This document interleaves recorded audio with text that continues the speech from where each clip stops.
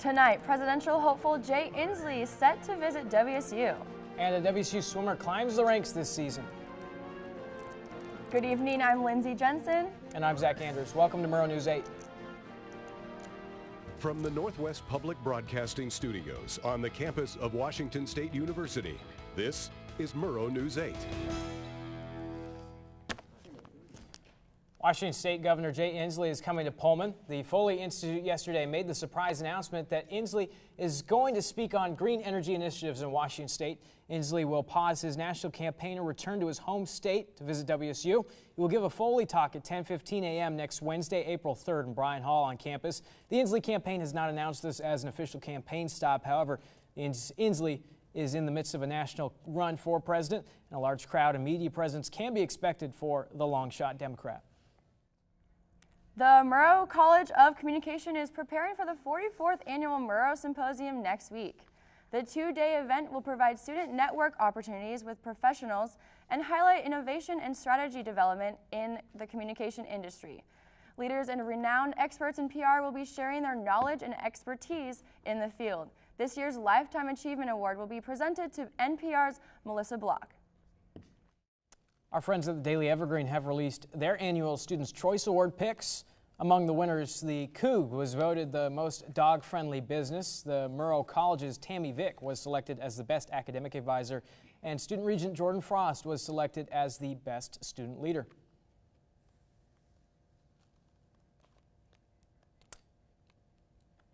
On Wednesday night, students got creative as they painted cougar head tiles, replicas of Todd Hall's door handles. Kayla Bautista explains how these students are leaving their mark on the Spark. WSU's Student Entertainment Board partnered with the Spark Building to create a painting party for students to paint cougar head tiles. The tiles are intended to make students feel more at home while in underutilized rooms. And I was like, of course, why not? Because it's an easy event for us to throw, and that way students can make their mark on campus in a super easy and fun way.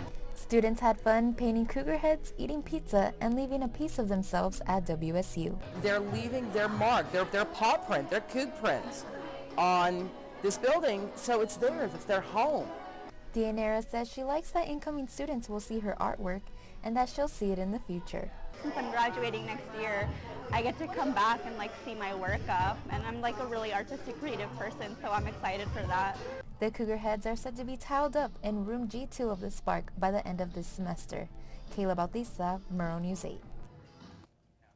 While downtown Pullman continues to struggle with vacant storefronts, Nathan Senth took a trip down Main Street to see what can be done. Multiple storefronts are vacant, for lease signs posted on windows. That is the picture residents look at when they drive through downtown Pullman this year. I'd say about 8 actual vacancies.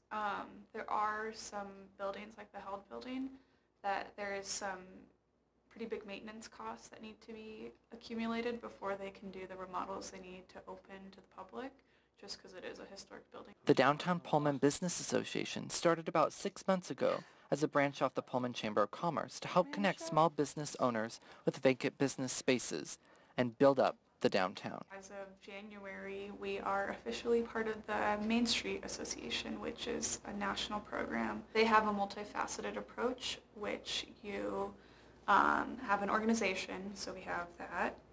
You promote events to make the business owners successful. You have an economic development team, and that's ranging from bringing people together to creative grants. When you have small business or building vacancies in downtown Pullman, the Pullman Chamber of Commerce as well as the Downtown Business Association is there to connect with you. But when you're a shop like Shopko that's a chain, there's only one way to go, and that's through a realtor. In the planning office is we provide for various zoning districts, for plenty of land in those zoning districts, and then kind of back away and let the private market dictate how that land will be used. City planner of Pullman, Pete Dickinson, suggested in a phone interview last week that the city is working to make a committee and sees potential for a business to take over in the near future. The council last year did put in the budget for the future the hiring of an economic development officer. And that person's job at the city will be to recruit new business businesses to town. Through an email last week, Pullman Chamber of Commerce Executive Director Marie Demkowski stated that the city has been difficult and confused when trying to network with businesses to fill vacancies. But the city says there's an upside to vacancies around Pullman. Unfortunate that Shopko couldn't make it work here in town, but it also offers opportunities for the city too. And so we look at it as an opportunity. Oftentimes vacancies mean that business really wasn't right for this area, and it opens up opportunities for businesses that can take advantage of private market. The Downtown Pullman Business Association is looking forward to welcoming new businesses, and the city is looking into preparing for easier vacancy transitions. I'm Nathan Semp, Murrow News 8.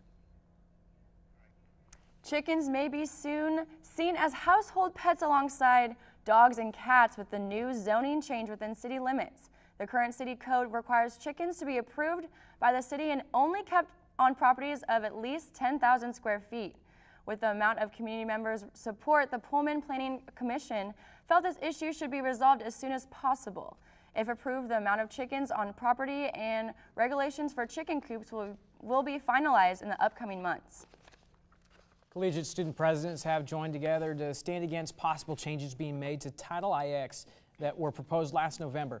Reporter Kanera Heinke comes to us now with the full story. What started as a conversation between a few campus presidents has led to a joint statement signed by 76 student body presidents across the nation opposing possible changes to Title IX.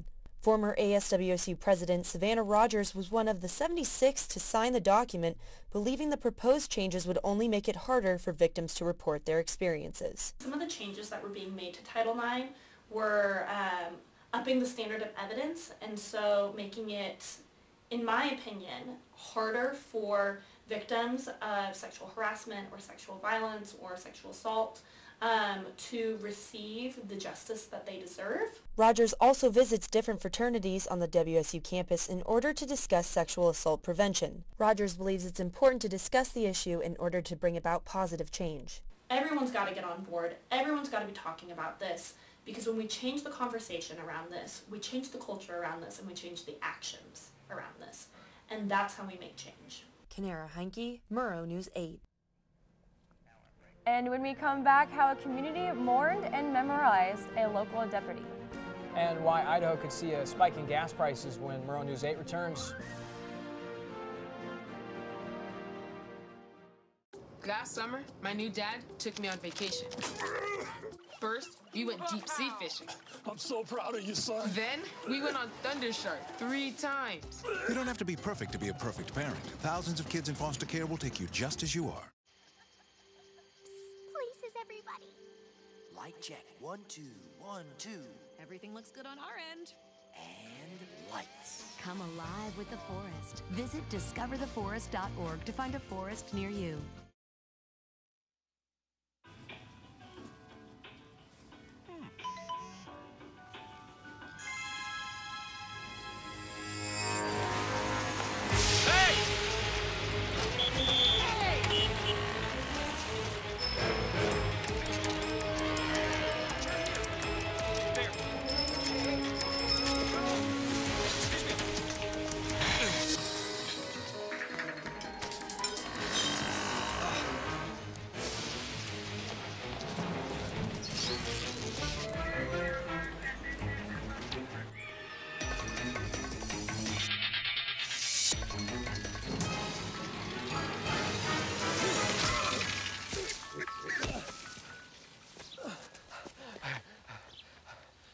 So, same time next week? Well, of course. Put away a few bucks, feel like $1 million. For free tips to help you save, go to Feed the Pig.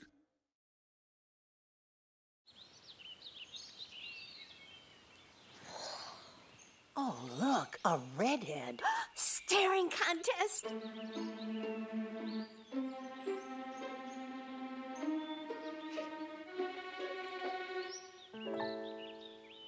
You still got it. I know. Come alive with the forest. The dad was cute. They were looking right at us. Visit discovertheforest.org to find a forest near you. Memorial services for fallen Kid Task Deputy Ryan Thompson were held yesterday at 2 p.m. on the campus of Central Washington University. Thompson was shot and killed while attempting to make a traffic stop last week. Investigators are still working to find the reason why the man opened fire on the officers as they attempted to stop him for involvement in a road rage 911 call. Kittitas police officer Benito Chavez, who was wounded in the gunfight, has been released from a Seattle hospital. He's expected to make a full recovery. And Monday is the last day to remove any studs from your tires before getting pulled over and receiving a ticket. Washington State spends about $20 million to repair highways damaged by studded tires. The state is looking to ban totally studded tires statewide by 2025 with the House Bill 1309. It's starting to look a bit more like spring every day. Could we be in for more sun? Maybe not. Malou Santos has our look at the local weather. Today in Pullman, it's mostly cloudy with a high of 49, and those clouds will stick around until the evening, and we'll see a low of 39 degrees and possible drizzle overnight. And oh, by the way, if you wanted to hit up happy hour after work, sun sets at 7:13 today. And let's take a look at the 5-day the state map. The state map. Olympia and Seattle, partly cloudy with highs in the 60s, and here in the Tri-Cities and Yakima, it'll be rainy, high of both 59 degrees for Tri-City and Yakima. And on the east side of the state, Spokane and Pullman, cloudy, high of 57 and 49. Let's take a look at the 5-day forecast. Tomorrow, rain with a high of 41. And on Tuesday and Wednesday, it'll be sunny. Back to you at the desk. Spokane County officials revealed the results of an investigation involving more than $1 million of misappropriated funds. A 17-year Spokane County employee allegedly took from the county's risk management department from 2007 to 2016. A total of 46 members were found to be involved in the scheme as the employee created false claims with fake or repeated claim numbers before an uncashed property claim payments was noticed. It's a long time for that to go unnoticed. Gas prices at the pump are expected to rise in the state of Idaho. According to AAA, Idahoans have been paying less for fuel this spring than drivers in most other states in the region. Greater travel demands and changes in the crude oil market is expected to put pressure on gas prices leading up to Memorial Day. Gas prices in the Gem State are typically between 25 cents and 30 cents higher than the national average, which means Idahoans could pay close to $3 per gallon at the beginning of the summer travel season. And when we come back, how the president discusses the Special Olympics after the fact rage and why Puerto Rico is back in the U.S. political scene. Stay with us. To Maddie, congrats on paying off all those student loans. Finally, right? How'd you manage that anyway? I started tracking my spending, changed a couple of habits. Wow. I'm kind of living paycheck to paycheck right now. I don't even know how I'm doing it. Well, have you tried saving a little? I want to, but where's that money gonna come from? Bill collectors, they're the worst. Am I right? When it comes to financial stability, don't get left behind. Not home. Get tools and tips for saving at feedthepig.org.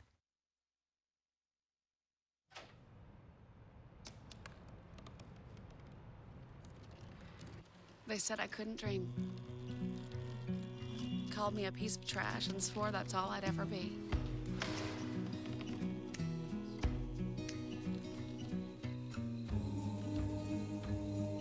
Said a bottle couldn't see the ocean.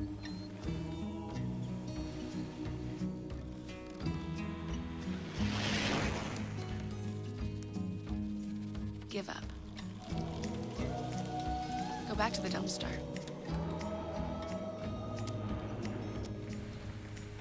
But I didn't listen. I made my way.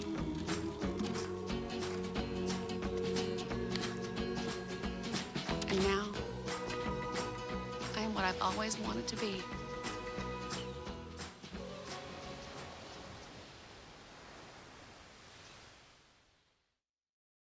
No more pencils, no more books. No more teachers, dirty looks. School's out!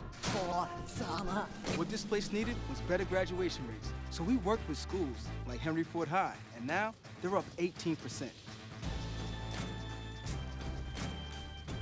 To help us do more good this year, go to unitedway.org, because great things happen when we live united.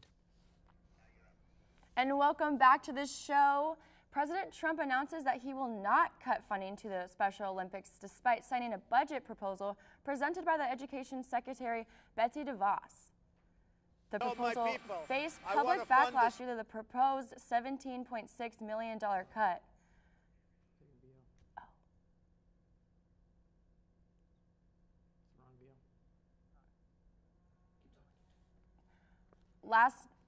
Last night, President Trump held his first rally since the Mueller report was released. Trump spoke in Grand Rapids, Michigan, and dedicated half of his 90-minute speech to Mueller's report, saying it was, quote, the greatest hoax in the history of politics. Trump says the investigation was an attempt to reverse the results of the 2016 election. Of course, the speech was full of untrue and misleading claims, including Trump's claim that he has been, quote, completely exonerated based on Attorney General William Barr's 4-page summary of Mueller's 300-page report, which did not exonerate Trump or members of his presidential campaign of illegal acts. He also claimed that he supported the Great Lakes Restoration Initiative when his administration has no more than a month ago proposed cutting the funding. On Thursday, President Trump tweeted, calling for the resignation of House Intelligence Committee Chairman Adam Schiff. The letter claims that Schiff is promoting a false narrative and damaging the integrity of the panel. Although Barr's summary of the report stated there was no evidence of Trump's collusion with Russia, Schiff stood by his claims. He listed the contacts between Trump and Russia and say they are, quote, not okay. Schiff says he will fiercely defend his chairmanship. And UK lawmakers reject Theresa May's Brexit deal for a third time, likely killing it for good. Today marks the original date that the UK planned to leave the EU. The rejection sends the country into political uncertainty as it may result in further delays of Brexit or the UK falling out of the European Union without a plan at the new deadline of April 12th. The fate of Brexit rests in the hands of British lawmakers as they seek to find an alternative to the May's deal on Monday.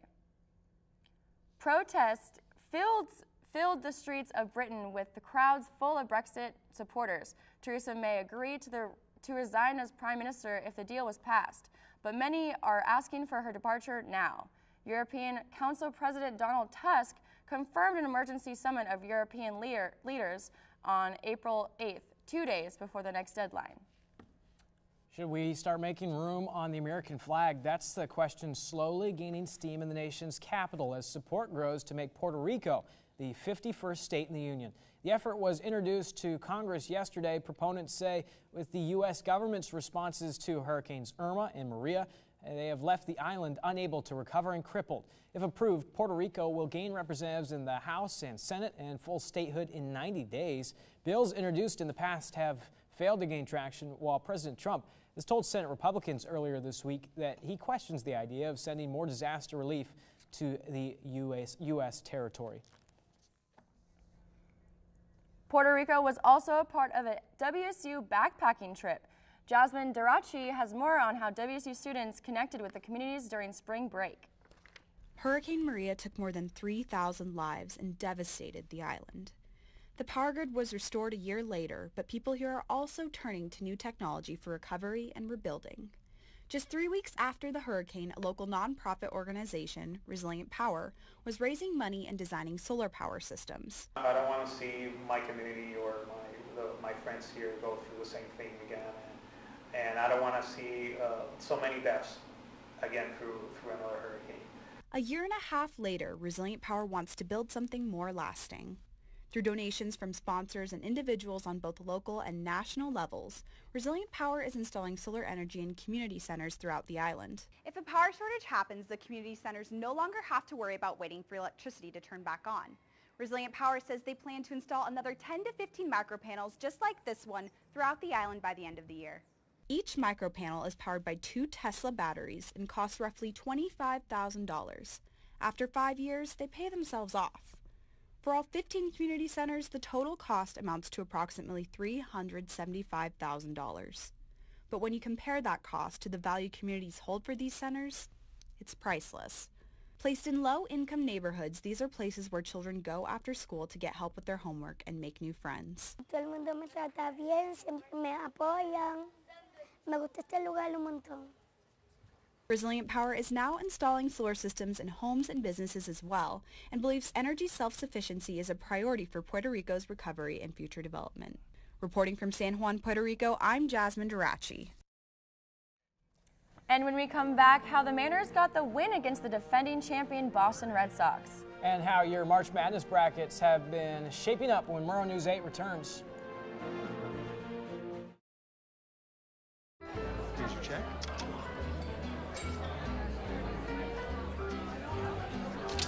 Oh, you got it.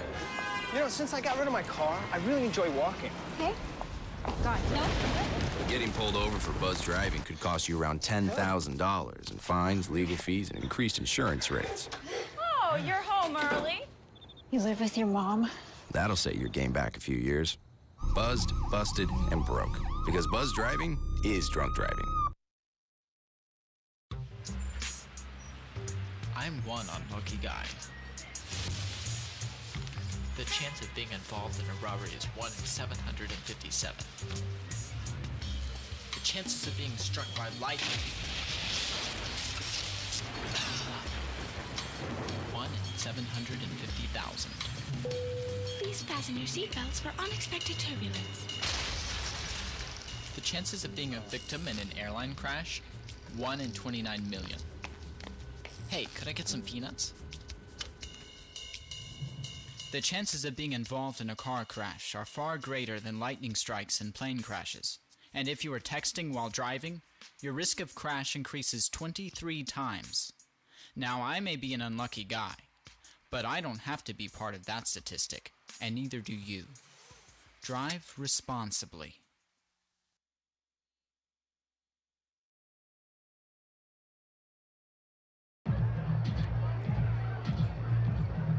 If you drive buzzed, it could cost you around $10,000. You'll face major legal fees, major fines, and steep insurance penalties. You could lose everything.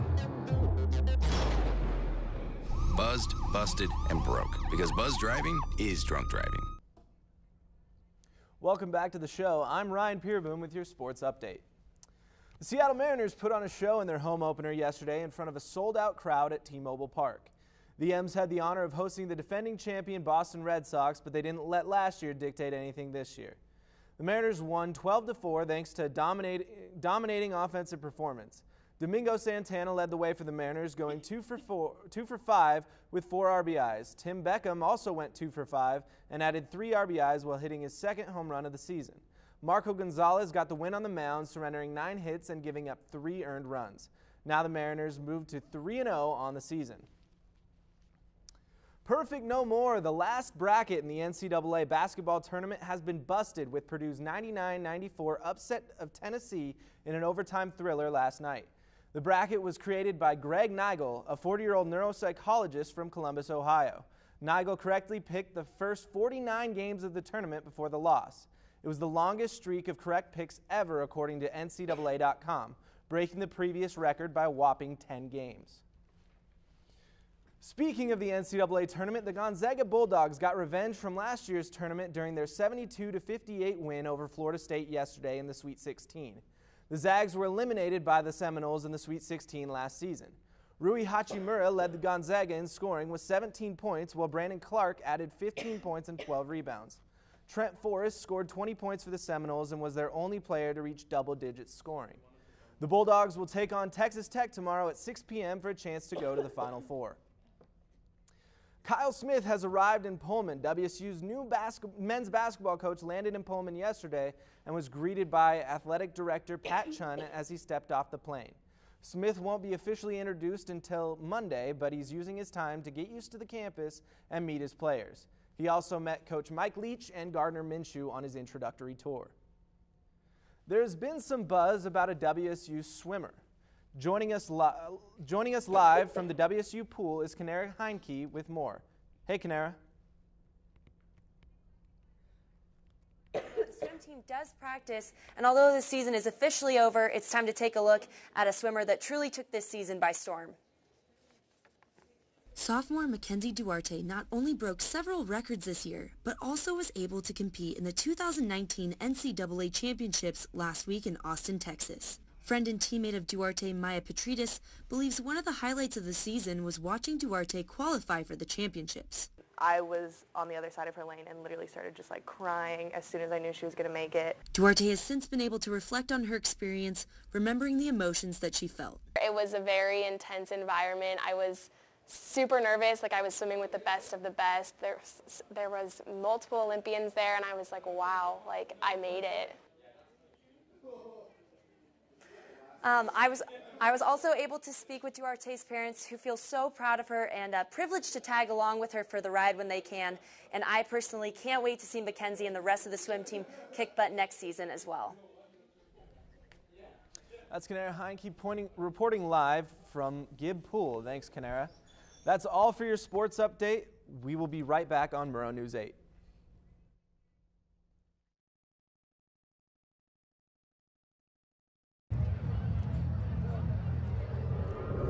Looking for these? You drive buzzed. It could be one very expensive ride. First, you gotta make bail. Then pay me to get your car back. Your insurance premiums will go through the roof.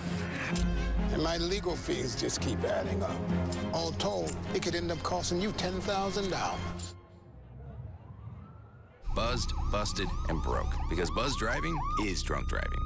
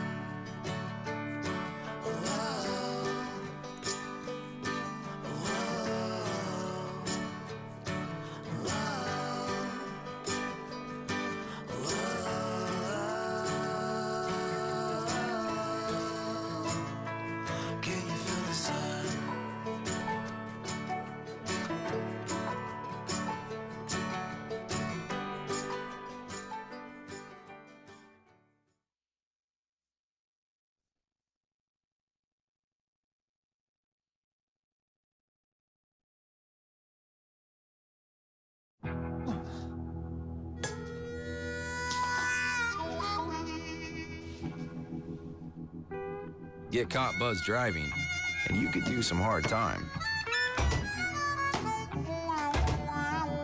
Craig, knock it off. Sorry, Mom. It could cost you around $10,000 in fines, legal fees, and increased insurance rates. And that could set you back a few years. Buzzed, busted, and broke. Because buzz driving is drunk driving. Thank you for watching tonight. Be sure to watch us live on nwpb.org/M&8 and on Cable 8 at 7 and 10. And don't forget, you can also follow Murrow News 8 on Facebook and Twitter. Have a good night, Coleman. Thanks for joining us.